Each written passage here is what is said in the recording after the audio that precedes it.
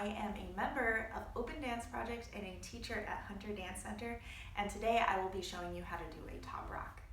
Alright, so the top rock is a rock that happens up top rather than on the ground. You'll see this in breaking and hip hop dances. So we're going to start with bent knees here.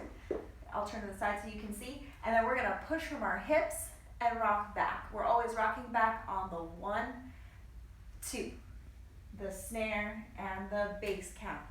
1 and 2, yeah? And you can get really fun and funky with it.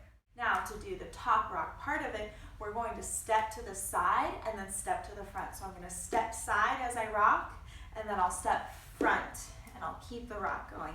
Step side, other way, and you step front.